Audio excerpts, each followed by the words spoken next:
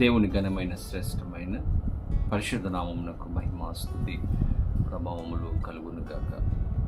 ఉదయకాల సమయంలో పరిశుద్ధాత్మ దేవుడు మనతో మాట్లాడాలని, మన జీవితాలలో గొప్ప కార్యాలు చేయాలని దేవుడు ఆశపడుతూ ఉన్నారు. ప్రభు ఇచ్చినటువంటి ఈ యొక్క దినములో మీలో ఎంతమంది దేవునితో సమయాన్ని గడిపారు? ప్రార్థన చేసుకున్నారా? వాక్యం చదువుకున్నారా? దేవునితో సమయాన్ని గడపండి. ప్రభుత్వ సమయాన్ని గడిపినప్పుడు ఆ దినాన్ని దేవుడు ఒక ఆశీర్వాదకరమైన దినముగా మార్చే గొప్ప దేవుడిగా అంటారు.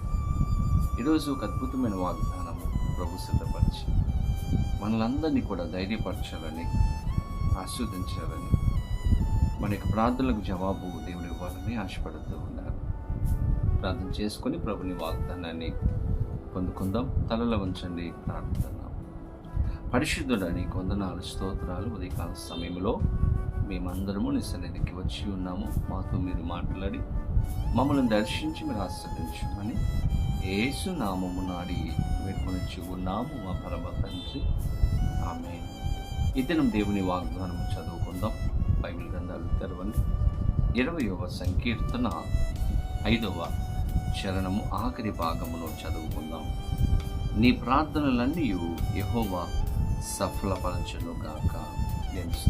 చక్కని వాగ్దానము పరిశుద్ధాత్మ దేవుడు ఈరోజు ఇస్తూ ఉన్నారు. ఈరోజు ఈ వీడియో చూస్తున్నటువంటి మీలో ఎంతోమంది దేవునికి ప్రార్థన చేస్తూ ఉన్నారు. దేవుని ముందు అనేకమైనటువంటి విన్నపాలు మీరు పెట్టారు. ఈ కార్యం జరిగితే బాగుంటుంది, మంచి ఉద్యోగం వస్తుంది, బాగుంటుంది, నాకు వివాహం అయితే బాగుంటుంది, నా ఎడ్యుకేషన్లో దేవుడు సహాయం చేస్తే బాగుంటుంది, నా వ్యాపారంలో అభివృద్ధిని దేవుడిస్తే బాగుంటుంది, నేను ఒక మంచి గృహాన్ని కట్టుకుంటే బాగుంటుంది అని ఎన్నో విషయాలు ప్రభు దగ్గర మీరు పెట్టి ఉన్నారు. ఈరోజు ప్రభు అంటూ ఉన్నారు, మీరు ఏ విన్నపం కొరకైతే నా యొక్క సన్నిధికి వచ్చి ప్రార్థన చేస్తున్నారు, అడుగుతూ ఉన్నారో, మొరపెడుతూ ఉన్నారో, ప్రతి దానిని కూడా నేను ఆలకించి సఫలము చేయబోతూ ఉన్నానని దేవుడు వాగ్దానం చేస్తూ ఉన్నారు. వాగ్దానము చేస్తున్నటువంటి దేవుడు నమ్మదగినటువంటి దేవుడుగా ఆయన ఉన్నారు. ఖచ్చితంగా ఆయన మనలను విడిచిపెట్టే దేవుడు కాదు, కానీ మన ప్రార్థనలు ఆలకించి మనలను ఆస్వాదించే గొప్ప దేవుడుగా ఆయన ఉన్నారు.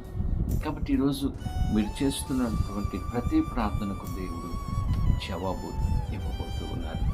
దేవుని బైబిల్ గ్రంథంలో మనం చూసుకున్నప్పుడు అబ్రహాము కుమారుడు ఇస్సాకు భార్య దేవుని రెబెక్కా గొడ్రాలిగా ఉన్నప్పుడు సంతానం లేదు. ఆ సమయంలో ఇస్సాకు తన భార్య అయిన రెబెక్కా కోసం ప్రార్థన చేశాడంట. ఎప్పుడైతే ఇస్సాకు ప్రార్థన చేశాడో దేవుడు ఇస్సాకు ప్రార్థనను ఆలకించి ఏ కోరిక అయితే దేవుణ్ణి కోరుకున్నాడో ఆ కోరికను దేవుడు నెరవేర్చి దేవాది దేవుడు రెబెక్కా గర్భమును తెరిచాడు. గర్భఫలమును దేవుడు రెబెక్కాకు అనుగ్రహించాడు. ఇస్సాకు ప్రార్థన దేవుడు అంగీకరించాడు. దేని బిడ్డలారా, ఇస్సాకు ప్రార్థన దేవుడు అంగీకరించడానికి గల కారణం ఇస్సాకు ప్రార్థనా పరుడు. ఇస్సాకు భయభక్తులు కలిగినటువంటి వ్యక్తి. ఇస్సాకు దేవుడు అంటే ఎంతో భక్తి కలిగినటువంటి వ్యక్తిగా ఇస్సాకు జీవించాడు. కాబట్టి ఇస్సాకు ప్రార్థనను దేవుడు ఆలకించి తన భార్య జీవితంలో దేవుడు గొప్ప కార్యం చేశారు. ఈరోజు మన జీవితంలో కూడా దేవుడు మన ప్రార్థన ఆలకించాలి అంటే ప్రార్థించే వ్యక్తులమైనటువంటి మనము దేవుని యందు భయభక్తులు కలిగి ఆయన ఇష్టపడే జీవితాన్ని మనం కలిగి ఉన్నప్పుడు, ప్రార్థనా పరులముగా మనం కనపడినప్పుడు, ప్రభు పాదాలు పట్టుకొని ప్రభు మీద ఆధారపడినటువంటి వ్యక్తులుగా మనం ఉంటే ఖచ్చితంగా దేవుడు మన ప్రార్థన కూడా ఆలకిస్తాడు.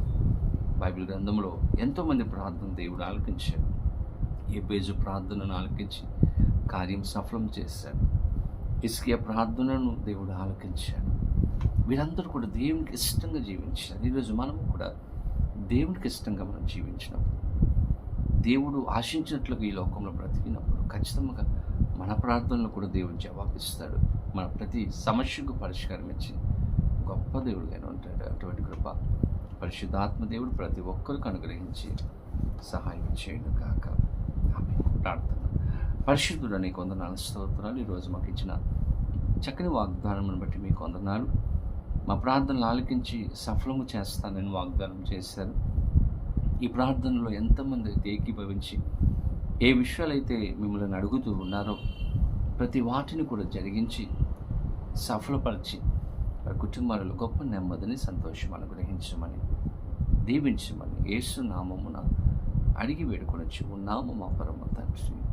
ఆమేన్. తండ్రి, కుమార, పరిశుద్ధాత్మ త్రియేక దేవుని యొక్క దీవెనాశీర్వాదము సదాకాలము కలుగునుగాక. ఆమేన్. దేవుడు మిమ్మలను దీవించునుగాక. ఆమేన్.